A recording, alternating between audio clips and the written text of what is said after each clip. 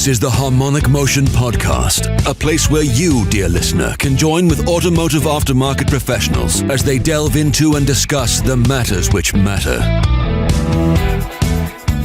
Hello, listeners. This episode is a little bit different because it is a takeover, as I, Jennifer Webb, have the opportunity to interview the host, James Dillon. So, how did this come about? Well, a few months ago, I was a guest on this very podcast, and we had a conversation about employees, training, development, and well-being. And I think almost instantly after we had finished recording the podcast, I asked if I could interview you, James, because I think it is important that as the host, we get to hear from you. We want to hear your thoughts, and we want to hear your experiences, your history. So in each episode, you've shared little snippets of your experiences and thoughts. So it's almost like a puzzle that we can piece together in each episode. And I'm really excited to spend the next hour or so just to learn more about your history and put more pieces of that puzzle together. And when we're talking through this now, I like to think that the listeners are out having a walk, or they're cooking in the car, or maybe, just maybe, they're sat down relaxing, which, as we know in our industry, is extremely unlikely. But whatever the listeners are doing, I hope that you find it insightful and enjoy us doing a little flip here and me interviewing James Dillon. So, James, your listeners will be a mix of people who have known you for years, some you have never met, and everything in between. In each episode, as I said, you share a little bit of information about yourself, but what I would like to do is start at the beginning. Now, as tempting as I am to ask what was James Dillon like at school, I'll refrain from asking about school life, and just wanted to know what your work history was like and what's your timeline? What does your CV say up to the point where you started technical topics? Yeah, thanks, Jen. Brilliant introduction, and yeah, it is a bit daunting to be on the other side of the table, but really appreciate the opportunity, and for you stepping up and taking the bull by the horns, as it were, and jumping in as the host. So I'll do my best to share a little bit. Yeah, to ask about school, I was a complete tearaway. I was a bad lad, free thinking, free radical. I actually left school with no qualifications. That's how well I did at school. School didn't get me. I didn't get school. We basically tolerated each other and tried not to fall out too much to see the time through.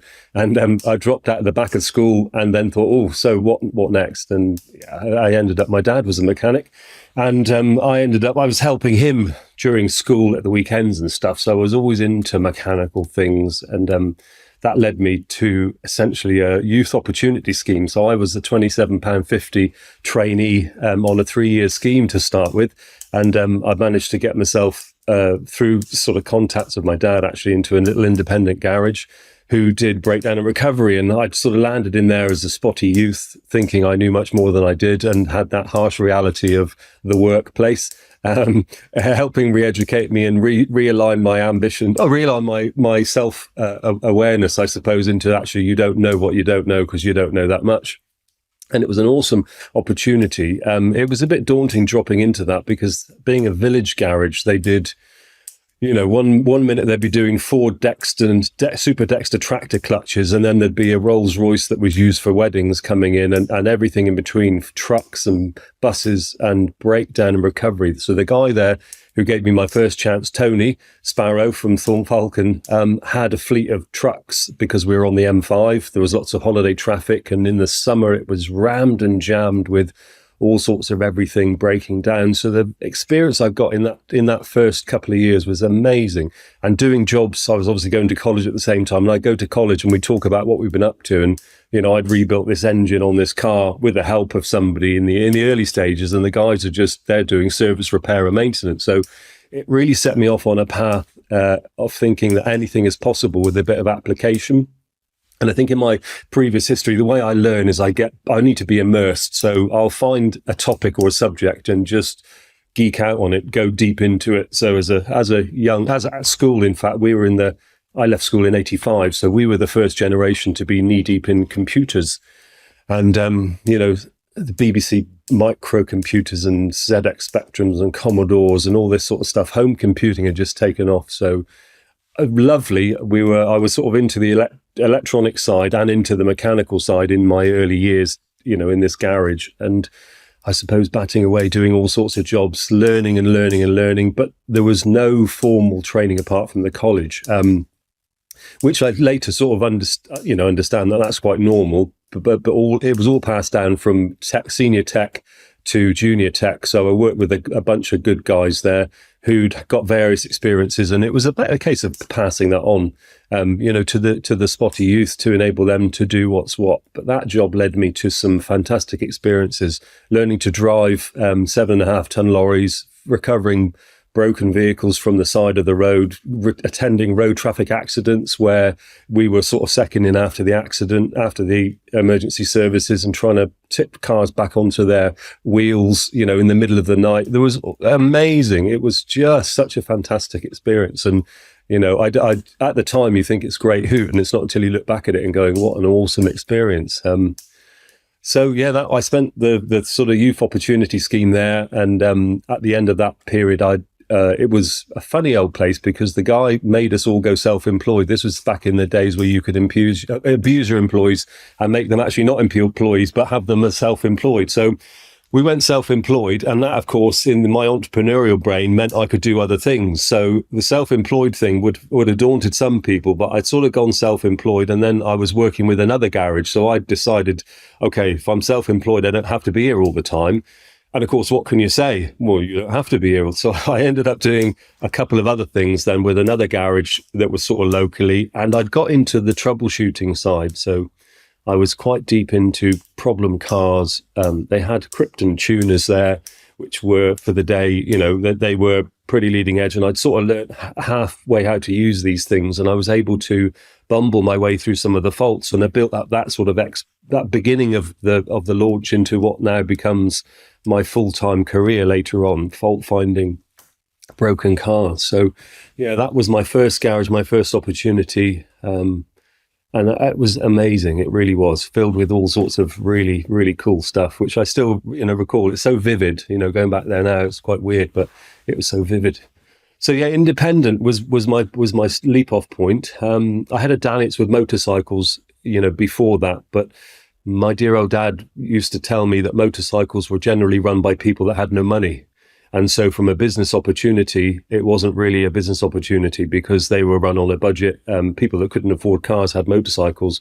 And it sort of was one of those, oh yeah, bloody good point. And so the motorcycles didn't last that long. And that's when I got into the cars then, and the recovery and that wide range experience.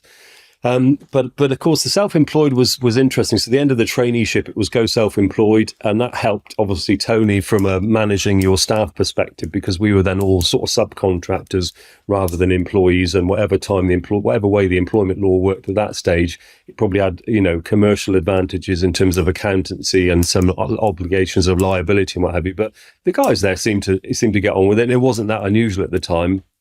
But that set me a little bit free. And I think I took my experience then, and I was looking for, I wouldn't say professionalism, but I decided to think about somewhere with some training. And I ended up leaving independent land, and I ended up with a job in a Volkswagen and Audi dealership in the next town along in Bridgewater. And I landed a job there as a sort of qualified mechanic, technician. That was my first, that was a technician role. So I'd gone from being a mechanic old school to then a technician. And what really interested me about that job was the prospect of development and training. And what I found out there was really quite interesting is that none of the other guys were remotely interested in going on training. And part of the dealership, I suppose, what would I say? The mandate has to be you have to send X people or have X training days in that business for your workforce to be able to sort of comply with the dealership standards. So there was all sorts of stuff like branding. You have to have so much signs, and you have to have this sort of training. You have to have that sort of equipment. You have to have this sort of car park and layout and this sort of workshop facility. And bolted into that, Jen, was the fact that you had to have X number of days. So that was my first taste of sort of proper automotive training outside of the college. And I ended up going up to the Milton Keynes, the learning centre, as they called it there, on some training. And I found that amazing. Here I was given a days off work and to be paid for it. I was sent up in a new car, one of the demonstrators, and set free for 2 or 3 days at a time away from work to go and geek out on technical stuff, which was all about the brand, obviously. And there was electrical training and training on this model and that type of technology.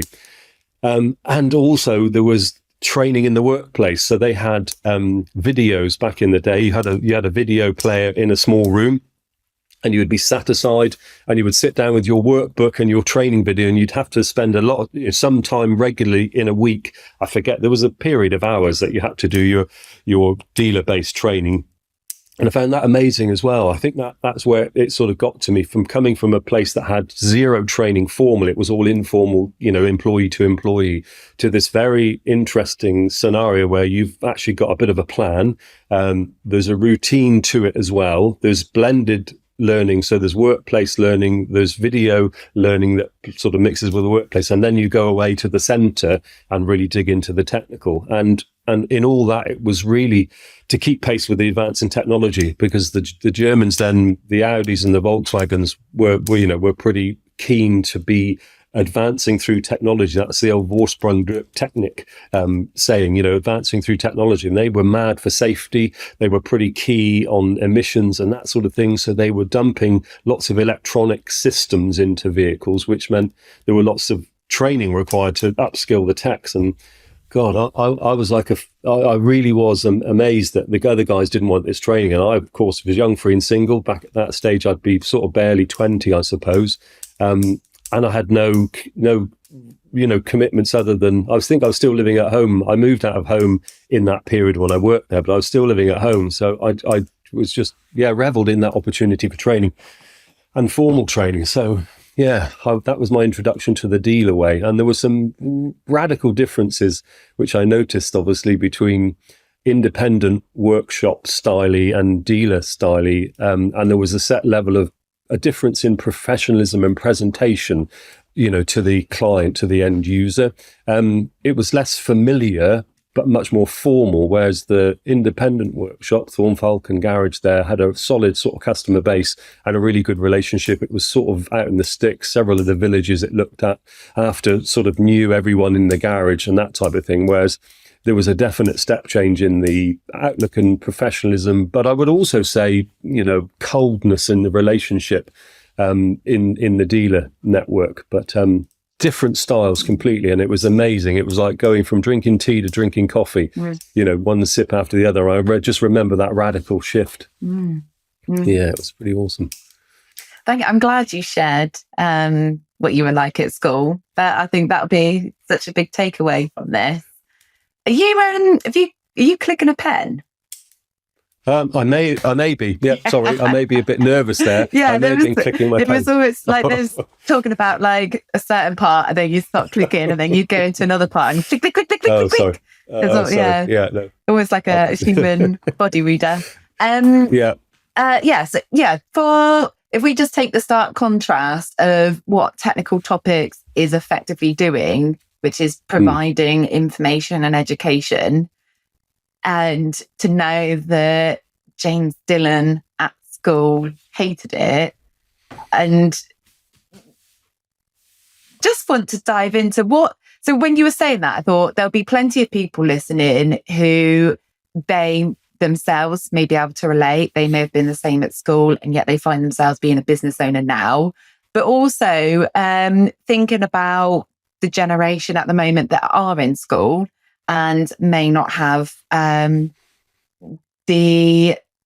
will, the motive, the engagement, whatever reason it is, that they're not delighted to be going to school and that it's not their natural environment. So I think to divide that into, what would you say to those that are in education now and are just not synchronizing nicely with it? It's not there. What would you say to them?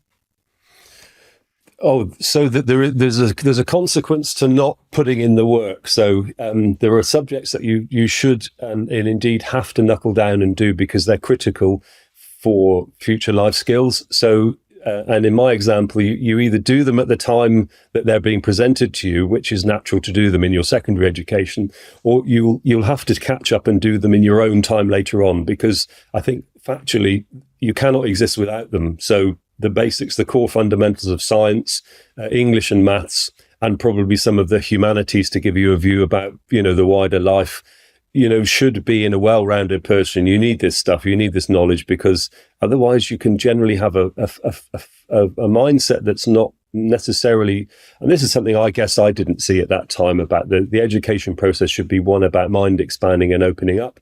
I lived in a council estate in Taunton, just down the road. It was a bit of it was a roughish upbringing. I'm not going to say we went to school with holes in our shoes, because mum and dad looked after us really well, but it was a rough old area and the school was a bit rough. And I suppose the teachers, if I see myself in that perspective now, were having a job. It was about crowd control, more or less. It was still in the times of corporal punishment. So they had big sticks to wield to bring us Ruli Herberts into line. And again, I ran up against that quite frequently in terms of understanding boundaries.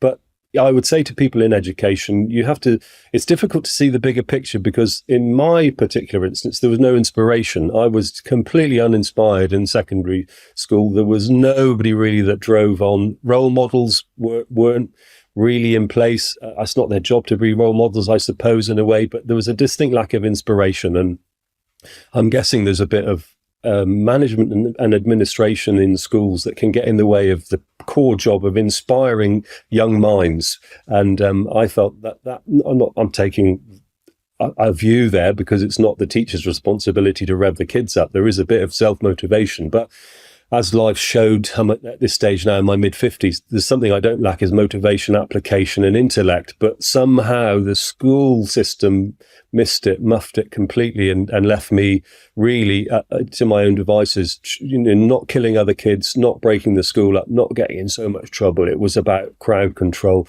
And sadly, that was that situation. But I would recommend kids in education, find something that inspires you. Now, in a way, what I find inspiring now, which I love, that I can find a trail, podcasts, YouTube, other people's views. It was very difficult. We had magazines and newspapers in the 80s when I was growing up. And that was something I did lean on.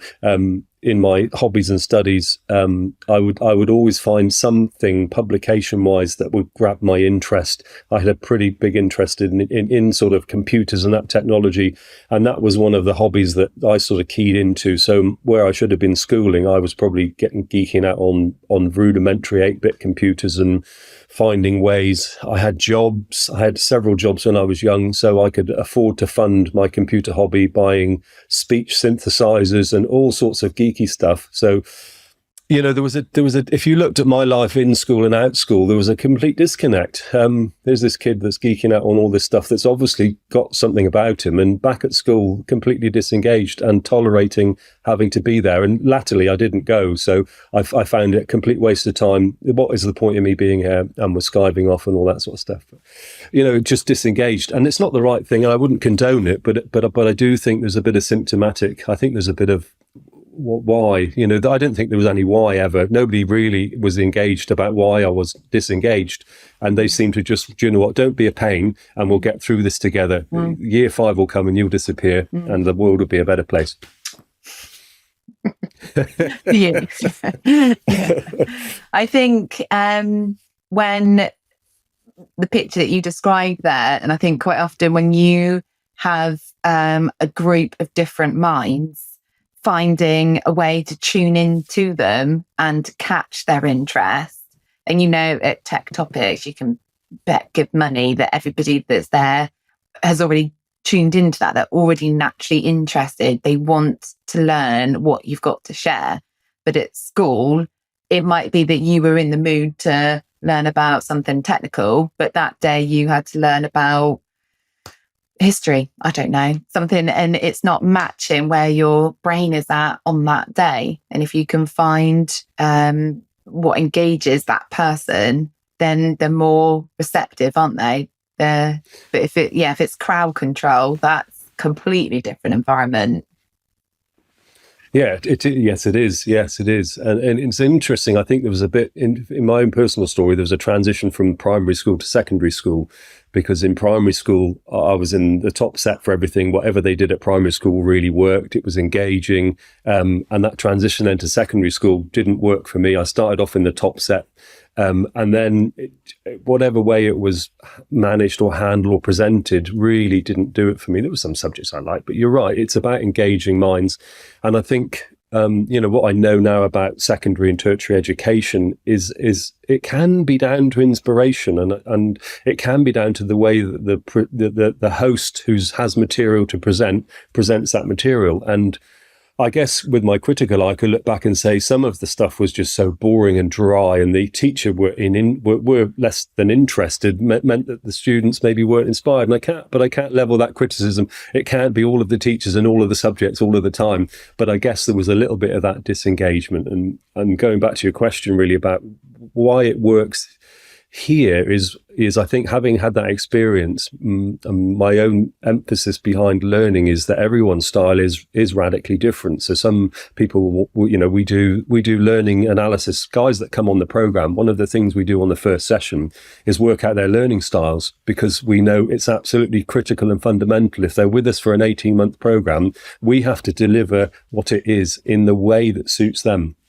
And actually, we take it upon ourselves and we say to our students, look, if you're not getting it, that's down to me, because I haven't presented it in a way that suits your learning style. So, do get me to cover that. Our skill as an instructor is to put that across in a different way, because you might be a visual learner, so we might need to grow up. When we get to the workshop, let me take you through that, because me explaining it and wiggling my hands or drawing a picture isn't going to do it for you. But if you get the core bits, we'll solidify that when we go and, change gear and present it differently. So, usefully, my 5 years at school wasn't wasted, because it's given me a very adept technique in visual engaging with learners on a non-verbal communication level, and understanding that they're not engaged necessarily. And I won't call that out. We won't point that out. We won't focus on that, but we'll bring them back in, when we find a way of doing that. So, yeah, I suppose it's taught me to be very, very, very aware of the learners' engagement levels during all the training that we do. And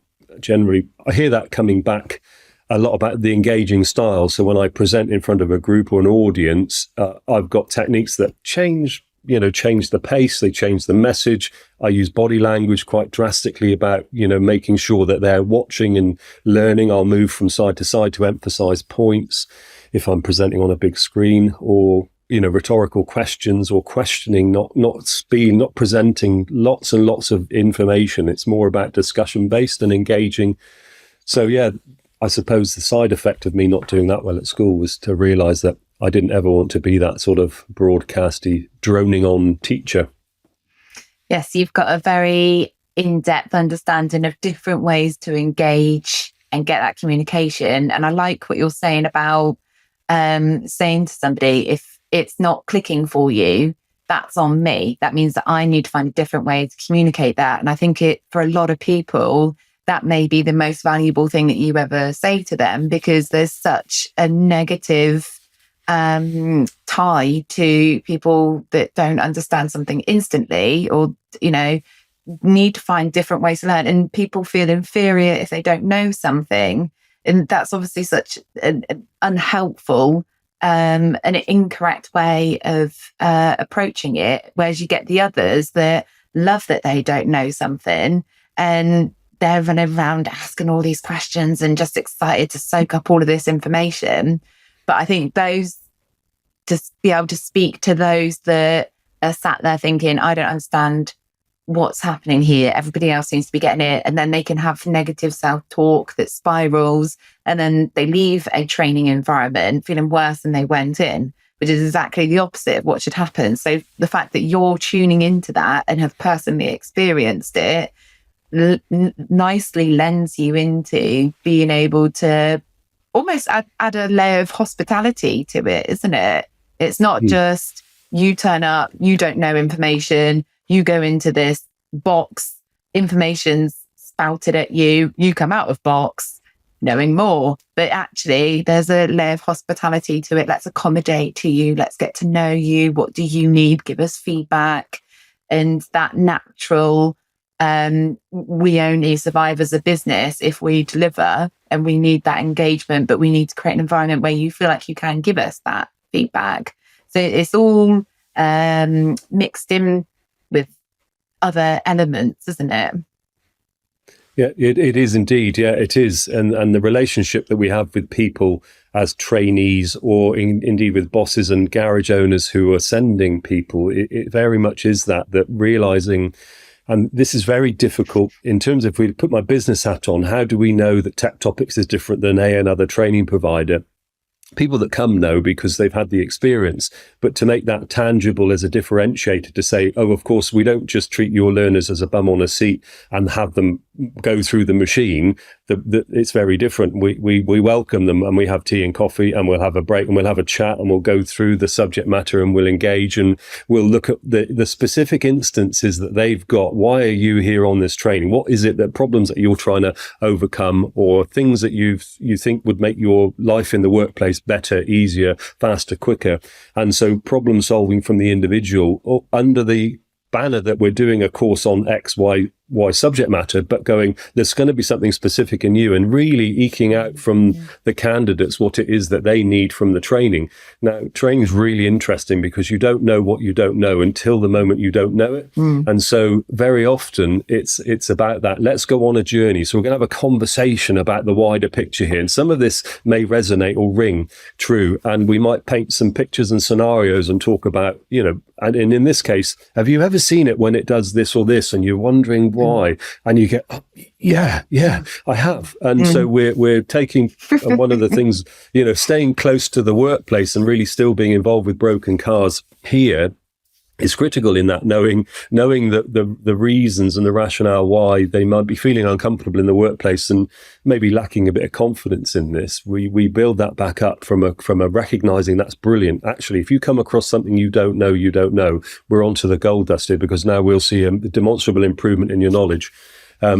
And so we do really focus on eking that out of the guys and girls that come on training. It's weird, unless you've experienced it, it's difficult, but it starts like a discussion and a debate that then evolves into a bit of a conversation on a technical subject matter, that then goes into the workshop where we pull some vehicles apart and start looking at that, to then another question about, well, okay, if you've got that and that, well, what's happening over here about this? And they all look at you and go, yeah, good point. And so it's a voyage of discovery naturally, that we just uncover all this stuff. And it's amazing. I have the best job in the world, really, in helping people uncover the stuff they don't know. Okay, answering the stuff they know they don't know, but then on that journey also unveiling all that stuff that they didn't know. And sometimes we get that on the inquiry level, Jen. People will come on and go, oh, I'm looking for some training and I think I need X, Y, and Z. And we're quite keen to have a conversation, particularly on some of the courses with some of the people, to understand their experience. And, generally it starts about, well, what elements in the workplace do you think you could do better at, or you find yourself struggling, or you're thinking you're taking it home with you, you're not dealing with it at work? What are those things? Because that's a great place to start. The stuff you just doesn't flow, or you want to avoid, or you sort of look up to the sky when you're given that type of job, because they're the ones that, those things are going to help make a big difference. And, we can try and match and go, yeah, this is going to help you with that. For us, the worst thing possible as a company is having people on a training course that's not right for them. Because it's back to me at school, going through the, oh God, I've been sent on this course and I don't really want, so we do try and ensure that we're matching people to training, and it gives us a really difficult job on a course. Also, we dynamically have to shift the content around to suit the individuals, because no two courses are the same. We did an Eat Proms course on Thursday and Friday last week with again mixed levels, so some people know more than others, and we as a training instructor, I'm managing 8 or 10 people, all at slightly different levels, all with slightly different needs and requirements. And I'm setting them micro learns within the session that they get what they need to move on to the next level. So on one of those courses, we had 2 guys which are quite advanced. So we got them doing something which the other guys probably wouldn't have been able to do, but we've got them set on a task, and we go and make sure the other guys are moving along in their own individual tasks. And the complexity of it goes beyond the comprehension of people, because unless you've done it, we've got, several different tracks. We're running a movie at 4 different speeds or 5 different speeds to get everybody to see the story and, to get the meaning at the end. So it's a bit of a challenge, but it's amazing. That's what makes it really interesting. People say you don't get bored doing training. No, because no 2 courses are the same. No 2 people are the same. No. I like to do that. I have some courses that the same effectively, but I always know who's coming on the course in advance, and then I look at the course before they come on. I go, right, that person, I know that's where they're at, and this person's completely brand new to it, so I'm going to move these things around. That may not catch their interest, so we'll take this approach instead. And I think you and I probably have the similarity that we enjoy communication and giving people, as you've said, that information that effectively takes stress away. That if we were to boil it down to what is it that we enjoy, it's knowing that Dave finishes work, gets in his car and thinks, that was a good day, I smashed that went really well, rather than getting in the car and thinking, I don't know how many more years I can do this, how long until I retire. So I think we both have that in common. And so when we're looking at training, we're kind of got that Dave in the car in the back of our mind of, well, what's going to get him there the best way? So yeah, it's a lovely feeling, isn't it, to know that in our own way, we're contributing to that and helping. And I was going to ask this later, actually, but I feel like this segues quite nicely into it, of talking about people's whys and their missions and what motivates them. And from conversations that we've had in the past that I struggle to go, this is my why. And when I've reflected on it in the past, I think there's almost layers to why, which, Simon Sinek talks about in his book. But I think what people I talk about much is that there's probably 2 whys. There's the why that you say on stage, and there's the why that you say when you're talking to your dearest friend that you've known for years and you're a few beers in and it comes from the heart or the gut.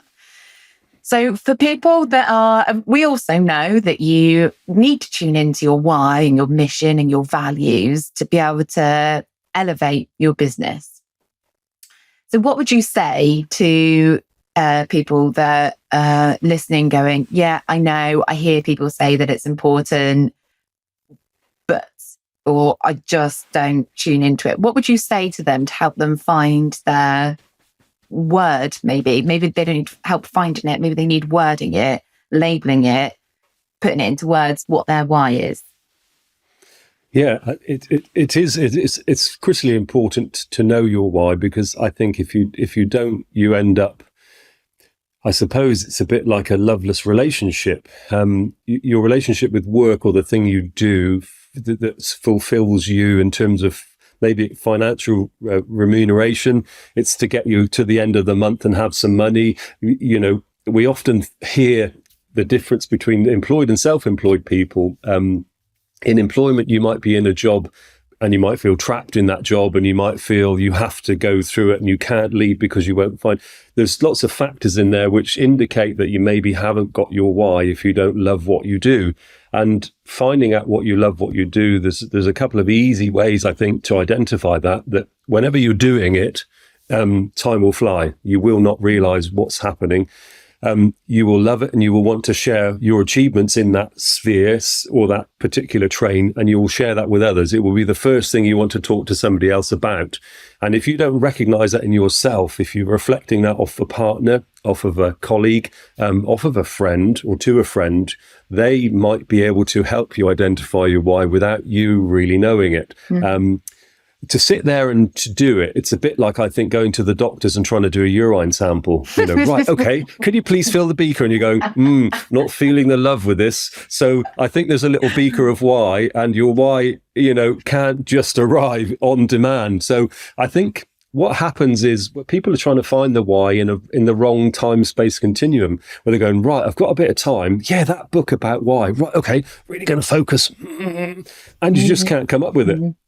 So I think it has to evolve naturally. And I think my recommendation would be to reflect from others that know you well, that on a personal and because the why goes across all aspects of your life. So there has to be an out of work why, there has to be relationship wise, there has to be, family wise. There's millions of different whys. I don't think there is just a why. And also the whys have got very different. There are several levels to it.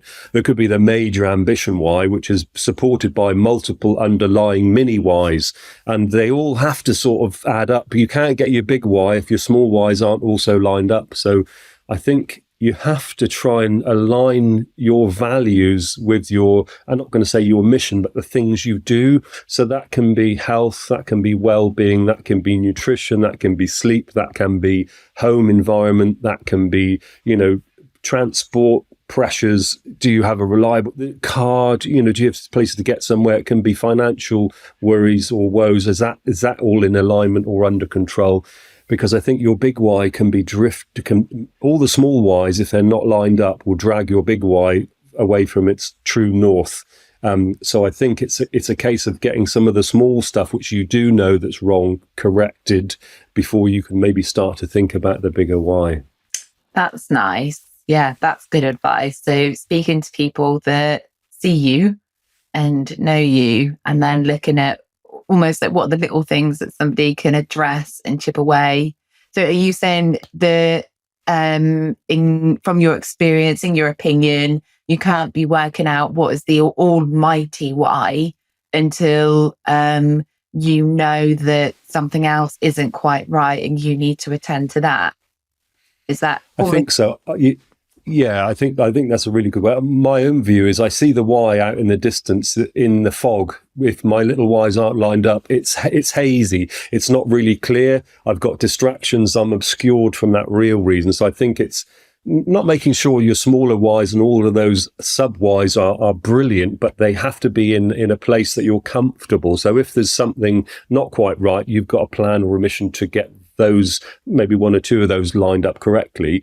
It stops you obscuring the bigger view. And again, you won't know the big why if you are distracted by the smaller reasons or issues in your life that aren't sorted. And making a plan to address that fundamental level of stuff gives you the freedom of thought and the lack of distraction to get onto the big picture. Yeah, and I think some people go big picture first. I need my mission because then that will sort all this other stuff out. I think it's probably the other way around, Jen. Yeah, that's really interesting. It reminds me a little bit of many years ago, I was speaking to a therapist. And I was talking about all the things that were frustrating me. I haven't got this. I can't do that. I was in that headspace. And she said to me, which has been really effective, and I advise everybody to take this approach. She said, you've got to do the gardening before the roses will grow. And first reaction was, well, my approach is I'll just grow the roses and then I'll make everything else work. But to just go, right, let's relax a little bit. We're just going to do the gardening. We're going to iron out what's healthy in my life, what's not, address all of those factors, and then just add a little bit of patience, wait a little bit, and then the beautiful things that you are striving towards will naturally grow because you've created the right environment. And I can see a link between what you're describing and the advice that I was given, and I can personally vouch for. It absolutely works. And I think it creates a lot of tension and stress. And I know like cosmic ordering and law of attraction, and that's quite popular, talking about knowing where am I going. But like you said, you can see it in the fog. You're going that way, but you can't see enough of it. And there's all of these things at your feet that you need to address. And then everything will naturally improve. It's a far more relaxing approach and kinder approach, isn't it? Yeah, yes, it is. Yeah, it is. I think there's a lot of pressure maybe on finding the why, and it becomes that you can't, the sample pot's out, but your situation's not right enough to free your bladder. I think that's it. The gardening has to be done, has to be prepared, and then the other stuff can naturally start to occur. And I think that's it. The human mind is a brilliant tool, and I think the other thing I would say is tuning into that. The subliminal, the system 1, system 2 thinking. So with the human brain's an amazing thing, and it has a work order in which it can help you solve problems and come up with answers. And some of that has to be a little bit of freedom in your mind, in your headspace, to be able to naturally think about things or not think about things for other conclusions, to happen. Why are we struck in the middle of our shower with the raging conclusion of the problem that we had 2 days ago? Because the subliminal mind is very powerful, and it will decide when it's processed the information without you thinking about it, it starts to come up with those suggestions. And I think that's a bit like, the bigger picture of the why. There is a level of order where your mind has to be in a space, your life has to be in a place, the situation that you're in has to have not too many big exceptions, to be able to be, I'm not going to say at one with yourself, but in a place that you've got the freedom to think about stuff without thinking about stuff. Yeah, not too many distractions. But I also would say, even we do some goal settings with some of the guys on our programs here, and we just think about, we do very loosely, where are you going in the next X number of years? What's your general direction of travel? If you had an idea of what good would look like in the future, what does that sort of shape up to be? And surprisingly, we go through some of the coaching about how to try and achieve that, and we give them some ideas. I share some of my own, and it gives the guys a bit of an idea of, okay, so what does that look like? But surprisingly, whoever we do it with, it's very difficult to think big. So you're going from small, all the micro stuff about getting the kids to school, and the kids need shoes, and there's a school trip coming up, and what we're going to do for Christmas, and who's coming around here, and all this other stuff. There's a lot of micro stuff that can attract.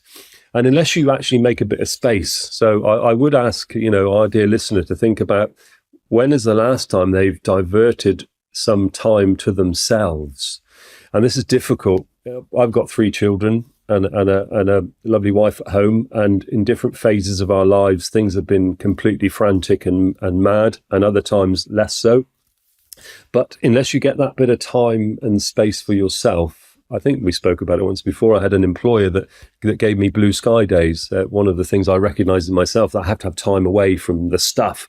And in fact, where my creativity comes from is the blue sky day enables me to have that free thinking without any pressure, to start strategizing, to start building the future picture, to start thinking about, maybe navigating or directing or changing tack, or confirming actually the direction we're going in is awesome and nothing needs changing, checking in with the plan, thinking about navigation. And I think a lot of what I think people are in the zone of being too busy doing stuff not to think about big picture. And I'll flag up a for instance, where you can get into banal stuff that prevents you from doing it. So doom scrolling is so aptly named on your social media that I'm into the habits technique of doing stuff. So every day I spend 20 minutes learning the guitar. I started in Christmas last year, and by Christmas this year I'm hoping to have a tune nailed down so I can present to the unfortunates that get invited around to my house. And I do that by 20 minutes practice every day. So I commit to it, and I make that time and space in my calendar. And people say, how do you do it? So I get up a little bit earlier, and it's non-negotiable. I have that time. I sit down and I set my timer, so it's 20 minutes, and I've got my plan sort of set out about what I'm trying to achieve. So in October, it's time to pull the song together to start to learn. So I've learned all the individual elements of it. I went through coaching about how to learn the guitar without sounding like I'm breaking it. I picked a song to pick up. Then I learned the fretboard. Then I just learned chords. Then I've learned finger picking technique. Then I picked a song. I got the elements together, and now I'm going to string it together into hopefully a performance worthy thing. And that started just with a bit of a plan. So set myself a realistic agenda of 12 months. I made time in my calendar to do that in amongst all the other stuff I'm going to do. And I committed to myself to achieve it. So I promised myself I would give myself time to achieve that goal.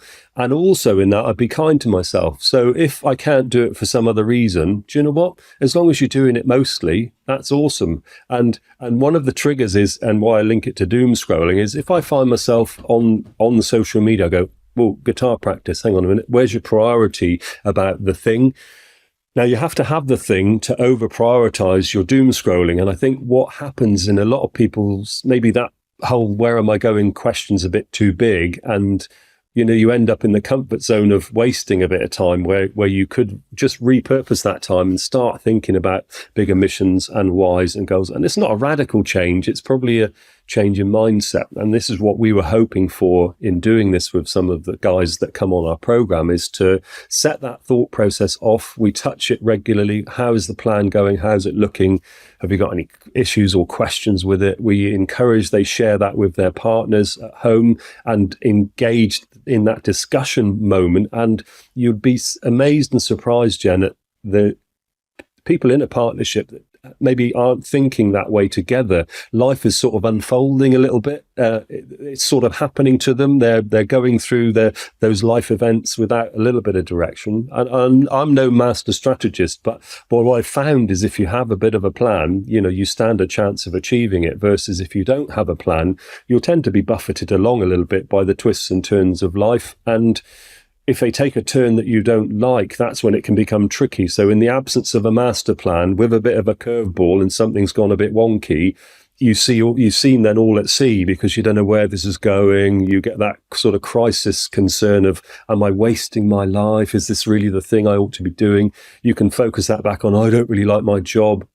Whereas if you haven't got that structured into a bit of a longer term, where am I going? All of these smaller bits, even if you get a slight curveball or it takes you adrift, you can focus back on, this is actually where I'm going. I have to live this little bit, this section of this enforced change of plan, temporarily, but I'm still got my bigger picture. And I think the why and the big picture of your life, sort of sit together. The why is really the motivation about why you're doing it, but you still have to have the where am I going in that. The inner drive probably comes to support the bigger plan. And I think unless you've got that, it becomes a bit, why am I doing all this? And if you ever find yourself doing the why am I doing this, it's probably an indicator that your bigger picture isn't as clear as it ought to be. And that's maybe symptomatically, rather than change the tactic, make a tactical change to what you're not liking about today, and thinking sort of bigger picture, going, hang on a minute, but how am I shaped up in the big picture? What is that? Am I still focused? Do I have an idea where that's going, or no? And that's probably a thing, I think. Yeah. And I think the elephant in the room is work-life balance, and being able to step out of work enough to see yourself as separate to it. And I think I have quite a few conversations with employers about their business being a comfort blanket. If they feel stressed, I'll do more work. If they feel like something, they've not got control over something, or something's going wrong, quite often the answer is, I'll do some work, I'll go to some work. And I think it's a little bit, for some people, an addiction as well. So they could be, or they are on holiday with their family, but they can't let go. And it might be that things are still being managed fine, or they can't not look at something work related. Even if they're not looking at how work's going, it's almost if I what's the word I want, where you like loosen the reins a bit, or the string that connects me to the business. If I let that get too long, I can then float around and I don't know how to cope with different situations, or what is life like. I can't, that's unfamiliar. What I do know is that business is my responsibility and I have to make it work. And my approach is shoulder to the wheel. But actually, when we talk about step away and sharpen the saw, but being able to breathe and step away from the business, I think that's a huge part of the process that you can't, if you're so where I am in Cornwall, that's how I picture it quite a lot. So I live in Cornwall and we've got the Eden Project. And I often feel like if the Eden Project was my business, if that was HR Vitals, I often feel like I'm sat in the dome and I'm attending to everything that's in the dome. Again, gardening. But actually, what's healthy is I need to walk out of the dome and get so far away that I'm on a hill looking down at it and being able to see it separate and see distance between me and HR Vitals, which is very difficult. Bear in mind, I'm married to the industry effectively, and I could easily live and breathe it, did in COVID. But when I feel give myself that distance to the business, every decision is so much easier. And I think if people could work on how do they do that for themselves, or even just reflecting on, is that what they're doing or experiencing, if they can relate to that in any way, looking at, right, what's the gardening that I need to do here? What's the weeds? What's the tiny steps that I can do, the little whys that will make it easier to see it as a separate thing and observe it with a bird's eye view of how to help the business. What do you think? Yes, I think it's important. I think it's critical, and I think it's very difficult in the same breath. So criticality to step away. And my first words of advice would be: the business you're building should be built to survive without you in it. And your mission should be to systemize it so you don't need to be there. Because if you don't do that, you haven't got a business. You've essentially got a self-employed job, and if it doesn't function without you, then it's a job. It's not a business. So that said, that should be part of the master mission. So it will work when I'm not there. Awesome. You're starting to succeed and achieve in having built a business. And that has to be the measure that I think anyone that starts a business, it's difficult because it starts with you and it's your baby and it's all about you. You're ending up with it being not about you. That's really your journey in business life should be, you're successful when it's not all about you. But the pain that people go through to get a business off the ground is why so few do it. When we look around at friends, neighbours and acquaintances, when they look over and go, "It's brilliant, you've got your own business," and you go, yep. But you can't see any of the sacrifices. You won't realise of what I've gone in. I remember being here at 4:00 one morning, painting up the place ready for guests to come the following day when we moved into a unit. I could think about the hours, sometimes the sprints you have to put in to get things done. You become emotionally involved with this thing, and it's an amorphous, emotional black hole. Well, it's a bit like a hug blanket. You need to keep going back for attention, and it's got so much of your attention in the early stages that you can't switch back. You can't, unless you're very disciplined, you can't unengage. So I would say, think about your business as a business, not about an entity that needs you 100% of the time. And it is not you. It should never be you. It should be an endeavor that's set up to advantage your customers, to bring them further on in whatever sphere that you're doing, to make them benefit from the relationship that you've got with them in exchange for commercial, consideration. That's it if you boil it down. But try and build the business to exist without you in it. If you find yourself, potentially what generally happens is you negate to maintain relationships outside of the business, and they're difficult to rebuild. So your business becomes less needy of you. Your relationships that you've got outside have become less sharp because you've had to divert so much attention. And I think step one is build those relationships back up. Okay, we have to focus 100% on the business. We have to cut friends and acquaintances a little bit loose. We have to probably be less engaged on the home front to get it where it's going. Realize that when it's got somewhere, okay, brilliant. Now alarm bells go off. Now I need to start rebuilding these relationships that have suffered slightly because of the business. And that stronger relationship outside of the business means that you'll be able to go somewhere. I think a lot of people have cut themselves off from the external world in having built the business. And therefore, all they've got is that sphere of whatever that business is, and applying more time, more labour. When things go a bit difficult, it gets to be the comfy blanket I can drop back into and find some stuff. Business life will expand to take up all of the available time if you allow it. And it's very difficult to go, that'll still be there. That problem will still be there tomorrow or next week. Is it? You can look at the Schwarzkopf urgent, important matrix, and that ought to be one of the ways that we realize that that's neither important or urgent. So why am I doing it? And that to get to think about, well, do you know what? Because my wife or partner and I have had words, and going back there is going to be difficult. I've got a reparation to do there, and it's actually easier to go here and ignore that.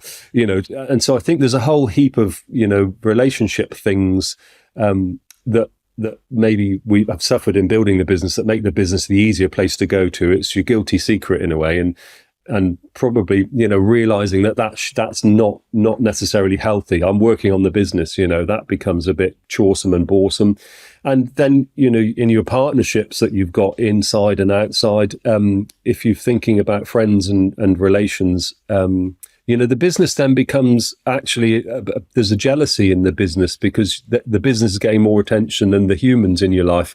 And they sort of roll their eyes up and go, oh, the business. And, you go, well, I have to do it. And this whole conversation goes on that actually is a bit negative, where I think, again, it's about taking that break. If you haven't got the blue sky time to come away from the business, and deterministically, if you can't do it in 5 days, even if they're slightly longer days, if you can't get weekends off, there is something wrong. Your business doesn't work as a business. If you're having to put 7 days in and you're having to do, 10 hours on each of those 7 days, man, there's something that needs a radical rethink. And not wanting to fail in business is a big pressure, but actually realizing you need some time away just to work out, in that situation, if you are overworking, if you're overgeared and you have to work flat out, I always come back to my own mind that you can sprint a sprint, but you cannot sprint a marathon. And the marathon can be made up of mini sprints. So sometimes stuff goes wrong. So I class the weekends as sacrosanct. I will not do stuff on a business unless it's absolutely, mission critical. I try not to get in before 8, and I try not to leave after about 6, and I try to keep the weekends free. But that's not to say there are exceptions to do that, and I call those my sprints. I've got a sprint. I'll try and engage with Bev and say, look, this stuff's coming up here. I'm gonna have to pull some time on a Saturday to do that. It's just one of those. Try and engage and have that conversation, and in a way, that's interesting and neat, because me justifying it to another person helps me run a sense check, and she'll go, well, she's almost doing the Schwarzkopf. Is it urgent and important? And hopefully I'll have done that already myself and go, yeah, it is. That's why I'm in this situation. Or we might go, do you know what? You might get some help. But yeah, I think the relationships outside of the business help the business become stronger, but there is a danger of the business, your commitment to the business, causing difficulty and maybe ruination in relationships outside the business, which are critical to it surviving. It can overstep the boundaries and become all-consuming. I think that's a really good point to make. The sacrifices that you make to build what you are building, they need nourishment and they need your attention again. And almost that can be their guitar. That can be, right, 20 minutes a day. Have I called that person? Have I sent that person a message? Keeping those connections going. And from the work that I do, is people now talk about kind of profiling a lot. But actually, what it may surprise people is that we are a very caring industry that does need relationships and values and to feel belonging and a sense of community. And whilst we may not be voicing it and being able to openly go or make reference to the relationships in our lives and how that makes us feel, if you want data to give you the answer, because I'm not God, then the data is showing that we as an industry are more focused on that and get more value from relationships than many other industries. We're actually on par with industries and professions that provide care, and you think those people are going to work because they want to make a difference, because they, much like we said at the beginning, we want people to feel better. And that is at the core of what I'm seeing in the industry. And that's why people stay with companies for such a long time, and they stick things out through the tough times and the good times, because they've got that loyalty there. And I think that making sure that we focus on relationships and belonging and community, and the stopping and having a 20-minute conversation can make somebody feel better. It's just natural biology as well. And I think when we get sucked into the grey box of a garage, we can forget, as you've said, the sacrifices that we've made. And I would urge everybody to just on the day that they're listening to this, to think, right, what one thing can I do today? And that might be the path to the mist clearing on what's their why and all the other answers, building those relationships back again. It's so valuable. It is, yeah, it is. But and you're absolutely right. It's having that little bit of free space, and yeah, you're spot on. If people are having that opportunity now, they're listening in, just to think about, who haven't you talked to, who is missing in your life, or what thing do you need, people that you are talking to, if you've got some unfinished business or something you need to say, or, you know, telling people that you care about them, telling them they're doing an awesome job, telling them they're making a real big difference, finding some appreciation in what others are doing, you know, unsolicited. And you do notice this stuff, but you generally can be maybe just a bit disengaged. But yeah, absolutely right. That sense of community and sharing, and just tip-tapping and going, do you know what, I saw that and thought that was awesome. Well, you know, job well done, for what it takes, letting your thinking come out just to reconfirm that. And what goes around comes around. And there is that community spirit of people reaching out back to you and going, do you know what we see you doing there is amazing. Yeah. And I think sometimes people can get so stressed, they forget the value and what it feels like to have that community time, or, you know, those connections. And so they may be thinking that it's not that's not for them. They're done with people, sick people. They just want time by themselves. But actually, from my experience, that's just a whopping sign that the person's stressed and actually needs it. You know, when somebody, when friends have got holidays lined up and they've got flights to Florida booked or something gorgeous like that, and they're at work going, really, I could do with, and I see this especially with my friends that are business owners and self-employed, and they'll be thinking, it would be easier to stay here. I could just carry on with work. I could get some things done. I could tackle that job. And I say to them, that is the ultimate sign that you should definitely be getting on the flight, because you're telling me staying in your business is better than Florida. That's listen to what you're saying. You've already booked it. It's there. You've just got to get your bum to the airport and off you go. But yeah, I think challenging and just experimenting. If people are going, right, well, I think it's a load of rubbish what they're saying, but I urge people to just give it a little try. Just try a month of doing something every day that's about community, connections, people, relationships, and actual human interaction could be a lovely remedy to lots of other factors in the business that needs a bit of TLC. Yeah, I think you're absolutely right. I think what sprung to mind then as you were talking was I was listening to a podcast, and I'll drop this into the show notes, but there's a chap I was listening to, I can't remember the podcast, but every month he draws a little quadrant. So he draws what he calls his dashboard. So on a piece of paper, circle with a quadrant with some of the things that are important to him: health, well-being, relationships, some of those things. And he writes his ambitions at the beginning of the month. So I'm going to have, let's say it's about engaging with your partner at home. So you're going to do 2 things that are visits or trips out. You're going to do a date night that month, and you're going to spend some time having a conversation away from something. So that might be in the personal relationship bit, 3 maybe key goals. And at the end of the month, you review what you've set yourself at the beginning of the month, and then you write the following month in the same issue, in the same sitting. So it gives you a monthly sort of just a health check of where you are in, because I think when we're too busy and we don't make that time just to do that. I thought it was brilliant to have a dashboard with your key objectives in the clear thinking moment. If I'm having a successful month, I'll have achieved all these things. Away from business, this is about personal life. your goals and ambitions and things that you just want to see and maintain. And then getting that date in the calendar pop up again. How did I do this month? Well, look, do you know what? I did 3 of those. I did all of this one over here, but I'm neglecting my health and well-being. I missed all of my gym appointments. I didn't get out to do my exercise, and I called off the job. So in the following month, your focus for that is the things that you are missing out on. And I think being self-accountable, really having that objective is critical, and then having that accountability, and then just seeing how you're doing against it.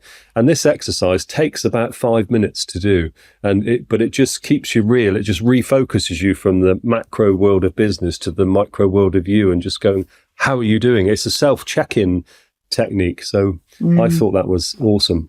Yeah. I don't do it formally, but I heard that a week or two ago, and I thought, I'm going to start my health and wellbeing dashboard, my self-assessment. And you haven't got to do it formally. It's just making sure that in your mind, you are having a dialogue with yourself of, this is what we need to be working towards. And what you were saying about habits. So I'm reading a book at the moment. I'm only in the first chapter, so I'm not going to share what the book is in case it turns out to be bad and I don't want to recommend it. But first chapter is talking about what are habits. And it's talking about them being unconscious, and you get to the point where they're almost autopilot. But it says at the start of a habit, the very initial seedling of a habit is your thoughts. And, the path, it's something like, thoughts, it's same like cognitive behavioral therapy. Effectively, what you're thinking one way or another meanders into how you behave.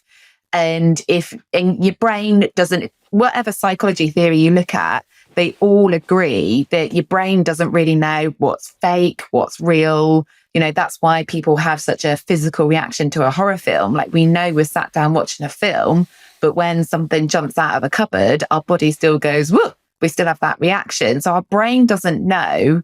It just follows primary colours of, this is what we're doing. Okay, thank you for the instructions. Off we go.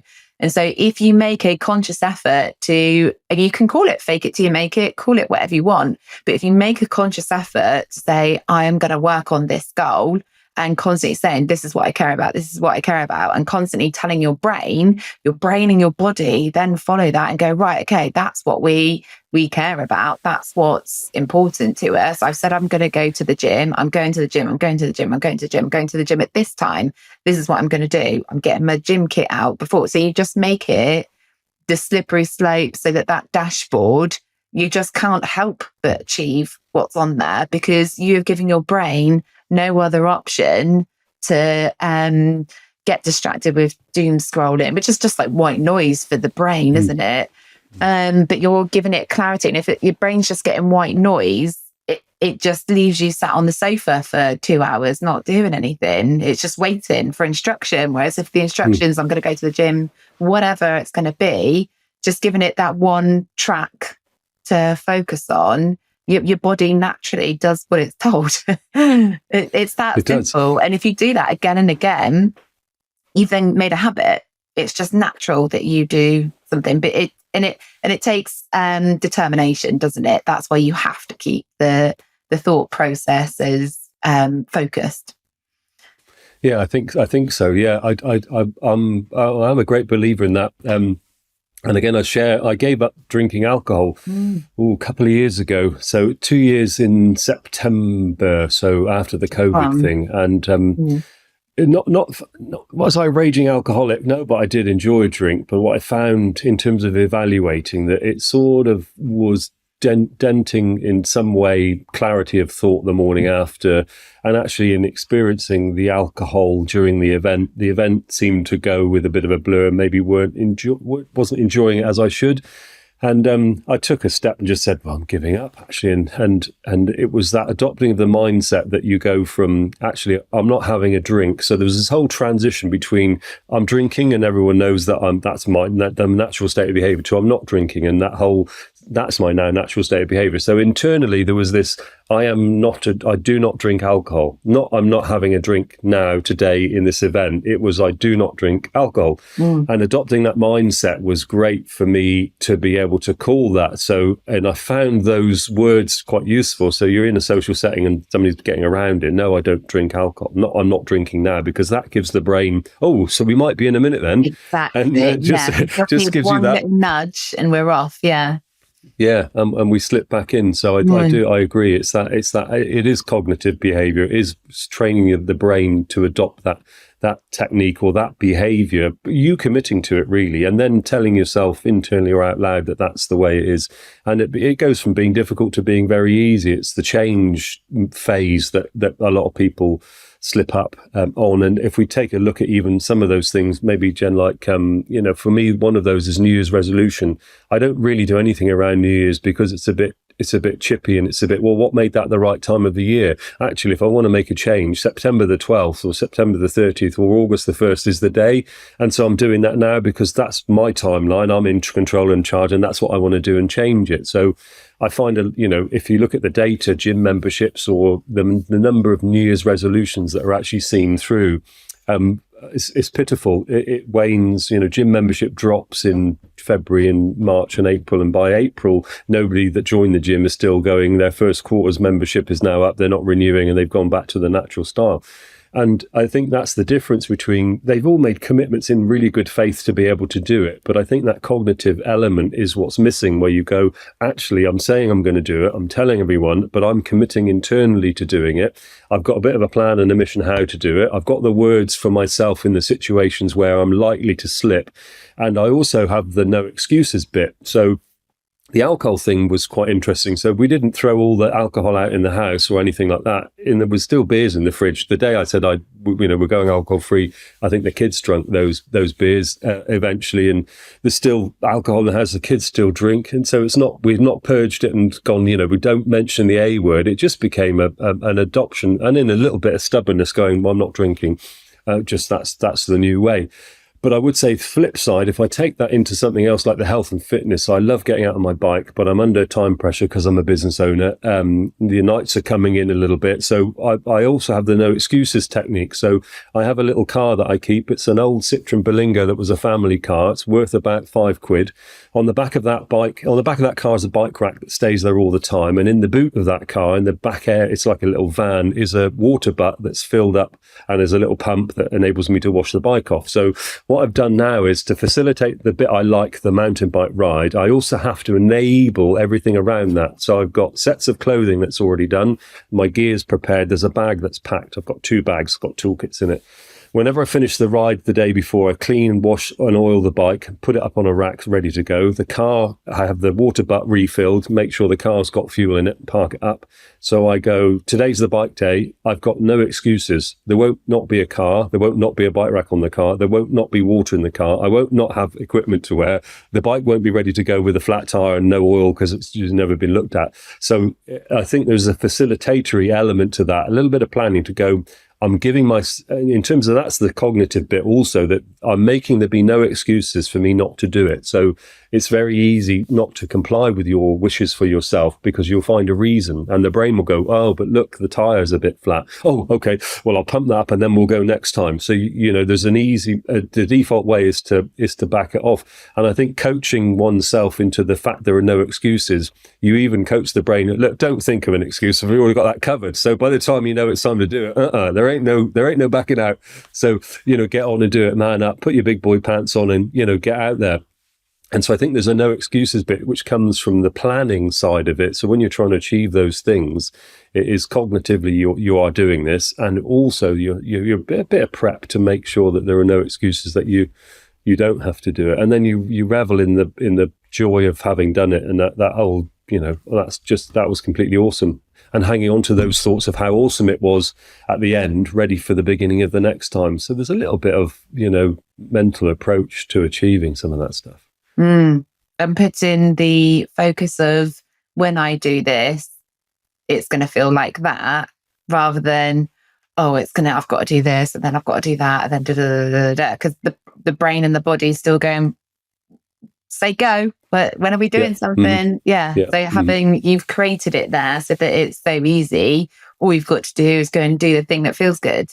You've made it so easy. And actually, it is sad, but like I said with the holiday example, that the further we are from all, the longest it's been since we did something that was good for us and, fed our soul and recharged our batteries, the longer it is since you do that, almost the harder it is to do it again, to go back into that. And sticking with the familiar can be the option. And with the alcohol thing, I think for people can learn so much from their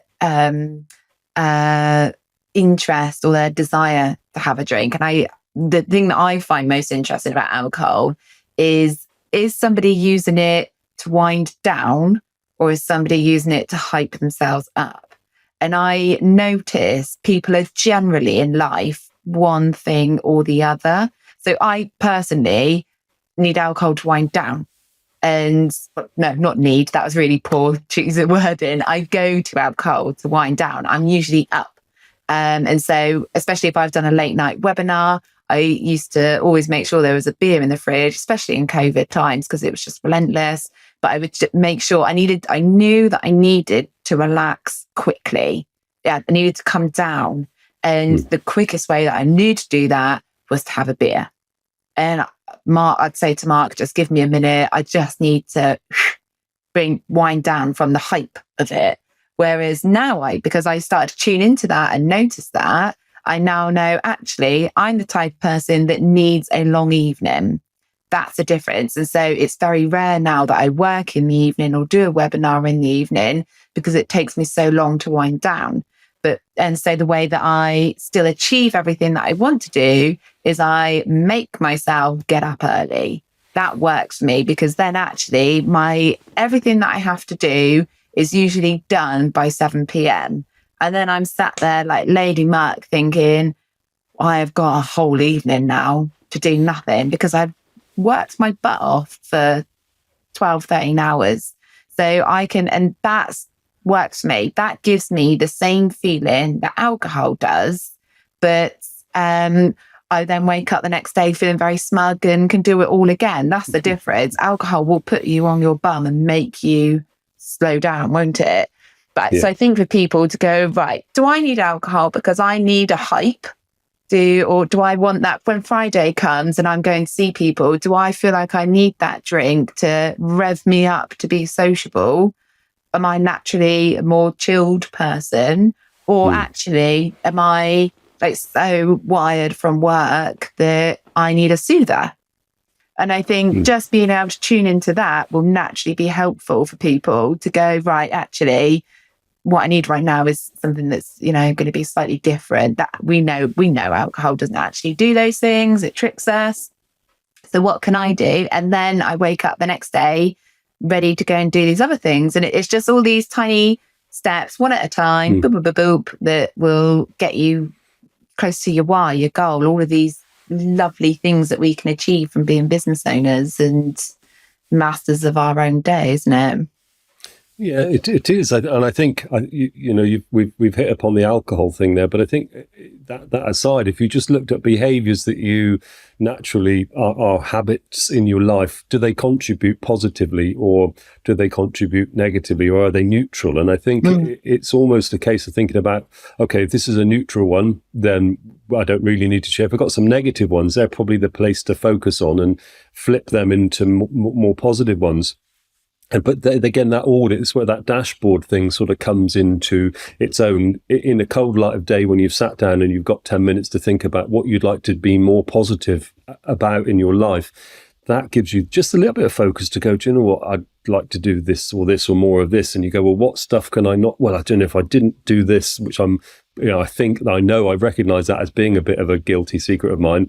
I just can transfer the time I was doing that to something more positive. And I would, like all things that work in life or in business, is the secret is never to change everything at once. It's to make that one change that you see will take a negative or a neutral and turn it into a positive and revel in the success if that works. And then think about something else. But it's not about changing it all before tomorrow or the day after or the day after. It's about, okay, picking a thing and switching it to be positive and see what difference that makes. And just, I think sometimes it's also the fact that you've won at something, you've chosen to make a change, you've implemented it. It's now something that's positive. And it could be something about, I'm not going to eat the pack of biscuits every time, I'm just going to eat one. And all of a sudden you go, do you know what, succeeded? That there's something so banal and simple that you've set your mind to it, you've focused it on as an objective and you've achieved it. You're going, well, if I can do that, what else is going to be possible? And you get the compound effect of several small changes before you know it. Oh God, I've now changed the way I'm eating, or I've changed the negatives that I'm less doom scrolling, or my guilty secret about binge watching Netflix series. I'm only going to watch one a day. Whatever it is, there's something in people's lives that's not enriching, but they're going to because it sorts today's problem out without thinking about it. I think just a minor bit of focus and a little tweak to go from negative to neutral or positive, it makes a huge difference. And in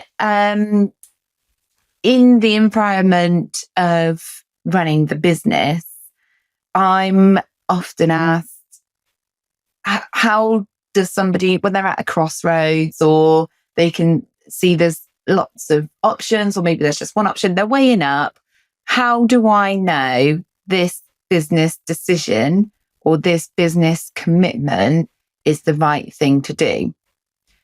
So if somebody is in that situation, what advice would you give to somebody so that they could tell if something that they were considering was the right decision to make?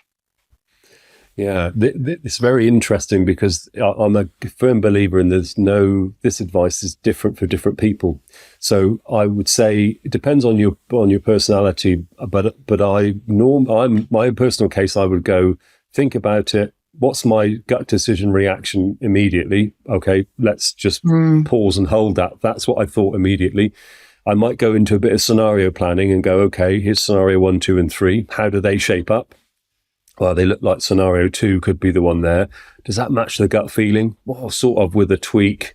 Okay, right, then decide. I find dealing with a lot of friends and colleagues, they're paralyzed by the fear of making a wrong decision. And fearing about the negative consequence, and that really pulling them into a world of hurt and pain that's unnecessary. And I liken that to getting into the cold plunge 1 centimeter at a time. I'm putting my toenail in and I've got a toe in, and then I'm going up to my ankle, and okay, much better to jump in. But jump in if, making getting to the point of deciding quite quickly and using some of the tools and techniques that stop that purgatory of ruining the fact you'll make a wrong decision. And a wrong decision is actually a learning experience, and fearing, is it, again, I think the decisions are high impact, medium impact, or low impact on the future. Are they irreversible? But I think some of that is just a technique of gut feel first, analyze it second. If they agree, then decide to do it or not do it. But don't get stuck in the parallel universe of, I coulda, shoulda, woulda. I'm sort of wanting to, and I think people torture themselves within, I'm quite lucky, I suppose, in that way that I can just do it and live with the consequence and go, well, I did I go to, if the decision worked out badly and it didn't work, I go, look, we made some decisions during COVID that I wish I hadn't now. So we got rid of one of our units, and I rue the day, I rue the moment. I kicked myself several times.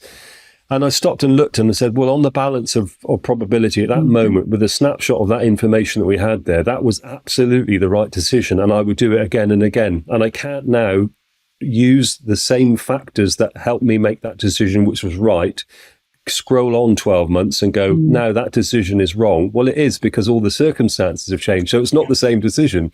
And I think knowing that, really, based on the evidence you've got at this moment, what's the right decision? And committing to it and sticking to it. But it's one of the most difficult things, I think, Jen, those big impact decisions. But try not to get paralyzed in the negativity of not deciding, because deciding is difficult. I find if people do risk assessments, an actual risk assessment of these are the things that could go wrong. This is the worst case scenario. How likely is this? What can we do for damage limitation? And think about those factors. Then rather than, like you were saying, getting that analysis paralysis, you can go, right, okay, this is actually what we're dealing with, looking at the possibility of the benefits or how it could go. Is this something that my gut is saying it's okay to do? And looking at the risk and the assessment and what the knock-on effect could be. And also, is it actually permanent? Is it something that, all of these factors, looking at how, I think being able to put something in black and white can really help stop the flyaway, like you're saying, the shoulda, woulda, coulda, what ifs, and what if that happens? What if there's a law that comes in that takes all cars off the road? You can end up going anywhere with it. So yeah, if you just make something, and I find as well from personal experience, making a note of my thought processes and gut reactions and all of that, even if I choose to ignore it, at least if I write it down, then older, wiser Jen can look back and go, you knew, but you did this. And even that is useful information. So it's still okay if I make a good decision or a bad decision, and it's, how it relates. As long as I have as much information as I can give myself, then every time I'm in that situation, I will have more confidence. And I think that's a huge factor, isn't it? Having the confidence to know what's right for the individual. And keying into your style, I suppose. Do you recognise your own decision-making style? So, well, I would agree.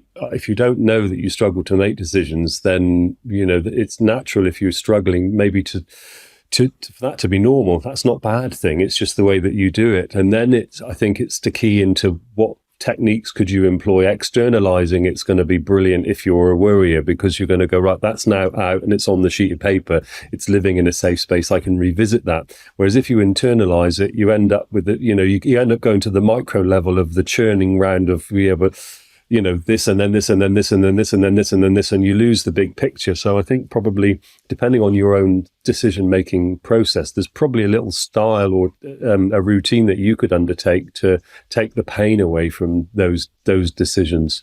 Yeah, I definitely noticed that pattern when garage owners are calling me and they'll tell me about something, a repair that's not gone to plan, and hearing their approach, there might be a pattern of them going, I just wanted it gone. I lost money, but I felt so much better when it was gone. Whereas, you have other people that kind of save the problem to really get stuck into. Yeah. So I think if people reflect back on how they handle setbacks in the garage, that could be a really good clue for them on how they would respond to problems that may come in the future, depending on what it is linked with the business. But that, because you're not being self-conscious of how you're responding to it, you are just responding. And so then to reflect on it is really valuable, really useful. Very similar to the why, where your friends and colleagues may have an idea of your why before you do. And I think if you talk to them about the way you make decisions, again, people that are close to you will probably give you a good indication if you solicit their advice about, how you make decisions or the routine that you go through, which may not be obvious to you. It's very difficult to step outside yourself and to be that sort of high level of self-aware that can be useful in correcting that. And I think that's probably one of those things, I would advise, if at all possible, is to think about yourself, fly above, go in the drone above the Eden project, and take a look around a minute and just go, hang on a minute, let's survey the landscape here. Let's get a perspective on everything. Okay, let's think about what I find is useful in terms of my processes, and let's drop back into the situation and go to my comfy zone of I need to do X, Y, Z, and then I need to think about it. I need 24 hours to kick that round, and then come back to it and decide, or whatever it is. But I think there's no wrong and right way. I think there are ways that are more comfortable, and you may naturally go to your more comfortable way, which is actually less effective. And we this is why people are stuck in that paralysis bit. They're comfortable doing it, but it's not the right way. And so to give context, we are recording this podcast 6 days after the Prime Minister, Rishi Sunak, has announced pushing back the ban on petrol diesel car sales. And I think every now and then, I think garage owners have a phase of their concerns are only things that they can control. And then something like this happens, which obviously has been bubbling, but then there's an official reminder that actually the garage owner cannot control everything that impacts their business. And if you sit with that for a minute, you could have all sorts of reactions to that information. So what would your advice be to people that are perhaps in an uncertainty or not sure what to do with factors that they can't control? There may not be a decision to make. What's your advice in general from that? Yeah, it's the EV car ban thing is the clowns are in charge of the circus, and that they have no idea what they're doing, and they're making short-term political decisions, long-term impact, short-term decisions. He wants to be trying to win the vote when the next election comes through, so he doesn't really care. I mean, take MOT extensions as another example. There's crass stupidity and non-consideration because you've put some muppet in charge who has the ability to make a decision that can impact. Shorter term, you have to look at, okay, if the EV ban comes in, if you're looking at short, medium and long-term impact, for a garage, it makes no difference whether there's 1 or 101 EVs coming in every week, because your investment in training, equipment, and your ability to manage that repair is the same, independent of the volume. Longer term, if you look at the longer term and go, okay, how does that affect? Well, there's a transition and a change towards electrification. And I think the decision making, the impact statement. So one of what I think the interesting filter is I'm not going to make a decision about that for 2 weeks, because we're also caught up in the firestorm of publicity, and every man and his dog will have a view. And remember, these views are worthless because it's somebody's speculation. You look at the Ukraine war, look at any particular issue, look at migration during the Brexit campaign, look at the Brexit during the Brexit campaign. We're in a maelstrom of a non-realistic. We've shifted the ground level of perception of normality and into an elevated position and micro-focused in on this topic. And if we look a month out and look back at this position, it's a bit like your decision making that if we draft down all the data that we had at that moment, the way we feel, if we took that piece of paper out in 4 weeks' time and look back about the EV ban announcement extension, we'd go, oh yeah, it's all just hot water and waffle. Really, nothing's changed. Now nothing's changed. So, and that's the tricky thing about, I suppose, prioritizing something that needs dealing with or doesn't need dealing with, and being affected. I think this is in particular not that high an effect, but it's thinking about, is this something, back to the Schwarzkopf, urgent and important? And in this case, the ban, Sunak has rolled back what the other clown rolled forward. And when the other clown, Johnson, rolled it forward, we said, you're a complete nutcase, because nobody's going to be ready for that. Sunak rolling it back's put us back into the position that we were, 18 months ago. No change. So essentially, there's no difference. And if we take that bigger perspective, there's no difference. There's nothing to be done. We still have to prepare to be able to take, for instance, in Garageland, these vehicles on. But I think it's, watching the news, one of the things that COVID taught me was never to watch the news too much. So I get my news from YouTube. I'll scroll through to the stories I'm interested in and I'll watch them, because there's so much influencing that can go on, and that can really shift your perception and get you to have difficulty having clear thought. Over stimulation or over information can make it difficult, Jen. So I think it's about recognizing what needs working on and what doesn't need working on, and those decisions that's something for the next month, next week, next year, and in a way that pulls us back to a little bit about strategizing in one's business. What is the business strategy for reviewing? So how are we changing our tactics? So this would be a tactical change or a strategic change. And that's one of the questions I would cite as a business owner. If it's tactical, we're changing our marketing from tomorrow. If it's strategic, we're changing our training plans for next year. And I think where does it sit on the tactical, the strategic?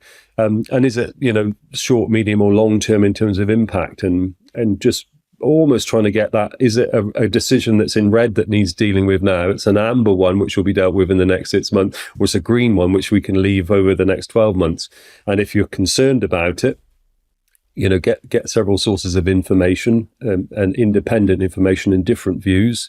And that's probably going to be looking at different news outlets or media outlets or perspectives, and then try and have a balanced approach to what information you're being presented. Look for the alternate view.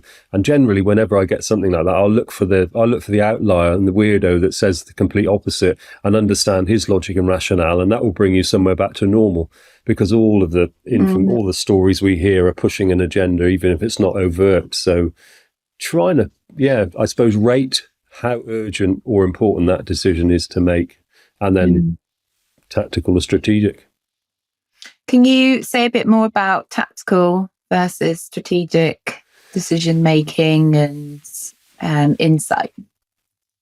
Yeah, I can share what I think I know about that. So the strategy, really strategic long-term goals. So tactics are what enable you to achieve your strategy. So the strategy might be, next year we're setting up as an EV repair centre, and that's where I want to get to from what situation I'm in today. So it's a longer term mission and goal that I'm trying to achieve. So the strategy is a direction of travel, and the tactics really are about the steps we need to take individually to get us to achieve that strategy. So tactical thinking can be today, tomorrow, next week, next month.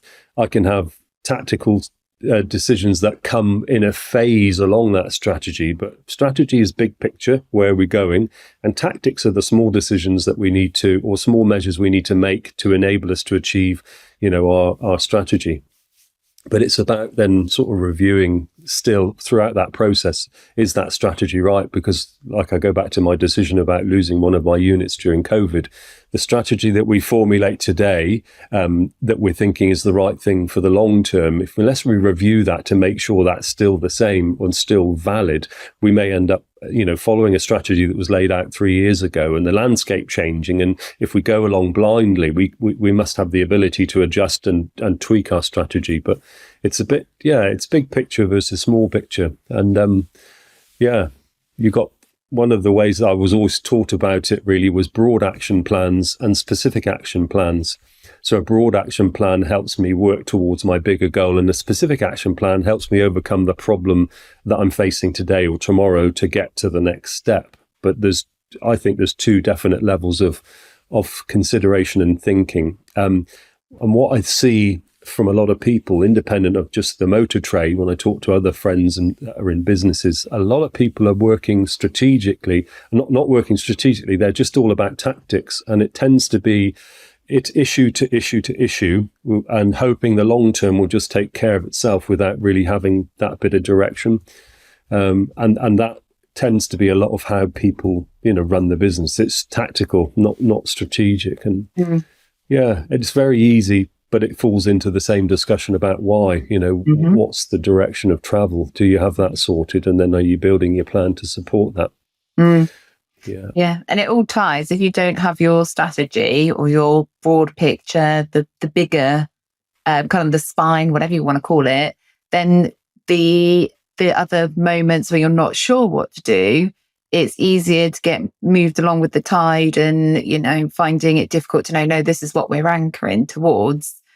And to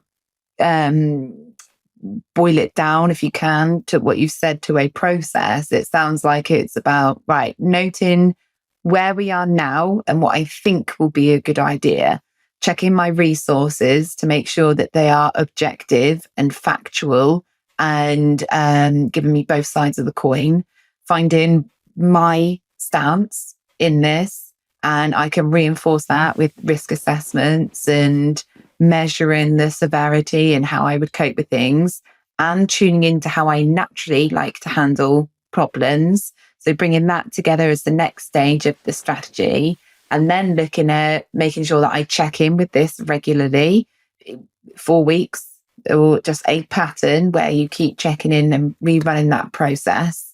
Then influencing things that you can control to help you get that strategy played out. And if you follow that pattern, you're being cautious, sensible, measured, probably going to be successful, focused, and still knowing actually those things can go on the stop it list, because actually that's not a point. It might be the second site is something that people are considering, but actually when they tune into what is going to be their strategy, it might be that actually all that time and energy will be better on just making their original site incredible, immaculate, because actually what's more important to them is that they have one project or one site that they focus on.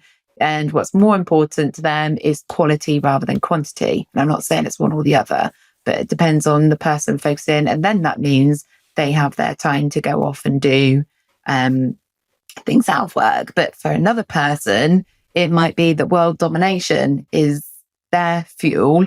And that might mean 10 sites, but they're going to be a 7 out of 10.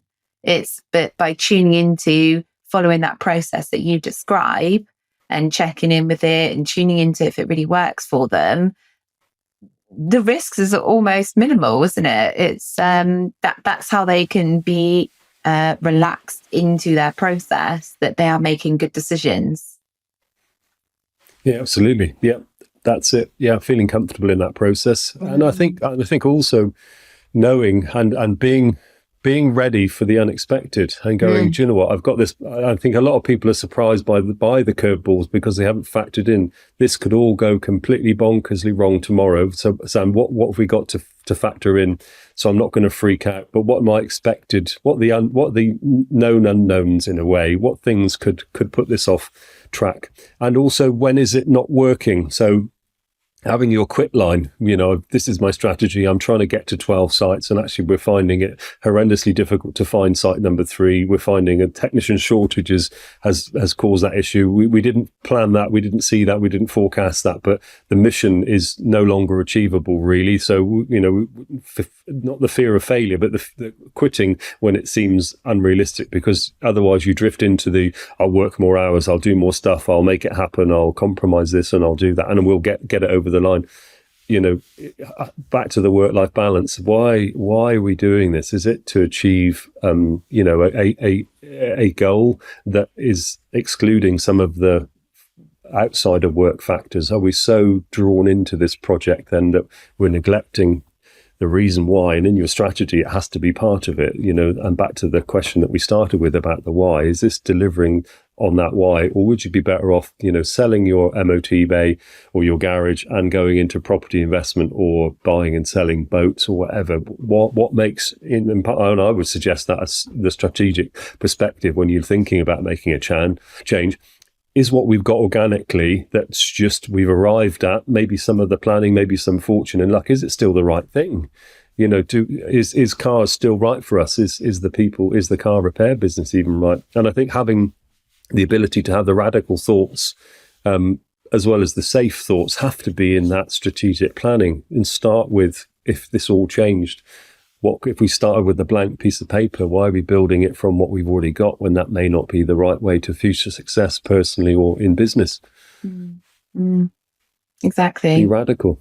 James, I could talk to you and I have done for hours. And I'm conscious that there's one very important question that I haven't asked yet. And for those that listen to your other episodes, they will know that you like to ask people this particular question. So here we go.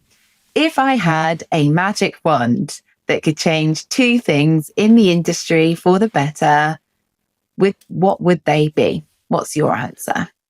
Yes, this is the question. I think, one of them comes to business licensing or practitioner for businesses, where to set a business up, you'd have to have some form of training, education and support, not from a restrictive perspective, Jen, but more about enabling you to have tools, techniques, tips, knowledge, and understanding to run and not just run successfully, but think about that more strategic planning and view. And for instance, in the car game, this would lead a lot of people to understanding their cost of doing business. It would make sure the business is sustainable. It would maybe make the market a bit more stable. We could employ people at proper rates of pay. We could invest properly in the business and really have a prospering professional infrastructure of independent garages, rather than, this mix of somebody was a butcher, baker, candlestick maker last week, and today they're setting up a garage and doing it for cash or doing it for 35 quid, which causes all sorts of, not problems in terms of competition, but customers' expectations are on the floor. Proper garages have a big job to pull them back up to realistic expectations or not. It drags. I think the rising tide lifts all boats theory about if businesses were set up more professionally, I think probably the landscape would be a bit more positive and enable investment and, driving wages up, and, quality of establishments would go up. People would try and understand business training and realize that being a mechanic and fixing cars is very different than being a successful business owner. And at that stage, it would maybe make them rethink if setting a business up is even the right thing. So yeah, that's my one, and that's about people, facilities, and professionalism. The second one probably is a little bit not. I don't want it to come across as critical, but it's about doing stuff properly. So in garage land, people realizing about doing it properly, and one of the things I'm thinking about here is. A garage that may be great at service, repair, and maintenance decides to have a go at ... fixing this particular issue that then they've not got the expertise or training or understanding in. And if you're going to specialize, then set out to do that. And really about staying in your lane a little bit for garages. We see lots of stressful posts for businesses and business owners and technicians that are stuck so far into this job. Customers now raging. They wish they'd never seen it. And when we boil it down to it, they've either been a bit greedy or a bit naive in trying to do something they don't have the resources internally to do. And that problem perpetuates across all garages, across all customers. We've now got a grumpy customer with a broken car that will end up somewhere else and somebody else having to pick up the pieces. I think confidence in doing what you're good at and sticking at that. And if you want to change, get good at doing it before you choose to do it. And really training resources and practice. If you want to be a specialist diagnostic-y guy, then or you want to add that to a service, do it properly. Aircon's another one. We could go at wheel alignment's another one. Just doing basic services, but not doing it properly. So encouraging people to get good at whatever they want to do and then smash it, rather than be tempted to have that extra little bit of business and then either it doesn't go well or it spoils it for somebody else and it spoils the customer experience. Confidence to stay in your lane, and if you're going to expand lanes, do it properly, plan to do it and execute it awesomely. So there too, because one of the phrases that sprung to mind is often when garages, I know in particular, get like this, and I heard a phrase the other day which summed it up brilliantly, that they look at the job with rose-tinted spectacles. And in fact, when you've got rose-tinted spectacles, all red flags now just look like flags. And they think, I'm going to take this horrid job on, but it'll be all right. But I know that it'll be all right, So, yeah, take the rose-tinted spectacles off and watch out for the red flags. Yeah, that's really good. That's really good.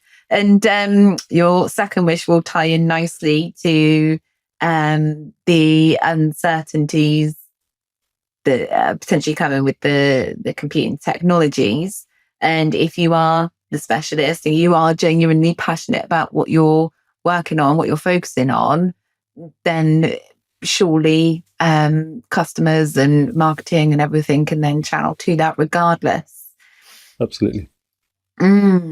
Well, it's been an absolute pleasure. Thank you so much, James, for the opportunity to talk to you once again and to learn more about you. And it's quite often I find conversations happen and you think, I wish that had been recorded because there was some gold in there that'd be useful for somebody.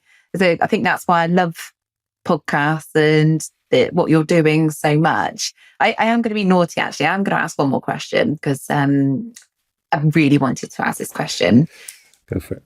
Has this podcast been what you expected? The short answer is yes, because I had no expectations. I went into it really having been a bit of a podcast fiend and going in our industry. If we look at some of the other methods of communicating within the industry, some of these generally have there's a level of messaging, there's a level of perspective, and I was really keen to go in a vanilla format with no perspective. There's no sponsors, there's no messaging that has to be delivered. I was keen to be able to have conversations with different people and get their perspective and almost have that free speech and kicking around ideas and thoughts. And so I had no objectives other than let's have some great conversations to dig into some of those issues. And I had this thing that came up the strapline, the matters that matter. And so, and when I was thinking about it, well, what really matters? Well, whatever matters to you really matters. And where I was hopefully of being, subject independent or not having any biases, going, if it matters to you and it comes up in conversation and we can have that conversation, I'm sure that matters to other people. Whether it's for me, whether I see that as important or not, it is almost to the side. So yeah, it's been awesome to have the conversations, and as you said, the conversations are going on, I'm sure, amongst other people. Having the opportunity to just record it and to pop that out and to let other people share it, the feedback from listeners that have listened to it have found some useful things. And it was really, conversation that we've had about it before, about if it can engender some level of change in one person through the conversations that we're having that helps them improve one thing, it's all worth it. Yes. So yeah, it has achieved what I'd hoped, because I had no hopes. Good. So it's surpassed its expectations. Lovely. Very good. Thank you so much. I'll stop asking questions now. No, it's brilliant. No, Jen, thanks. Well, yeah, we've got stuff to do. And thanks ever so much for stepping in, and hats off for jumping in and taking the lead. And, when you suggested it, I was revved up. I thought it's a brilliant idea to turn the tables. You've done a fantastic job there, Jen. I felt that's gone really well. So, and for being brave and doing that, and again, the views that you've got and some of the thoughts that you've got, you definitely align, and there's commonality in our own perceptions and perspectives. And so I'd just like to say thank you for being brave and jumping into the hot seat and doing what seems to be an awesome job. So thanks, Jen. Really appreciate that. Pleasure. Thank you.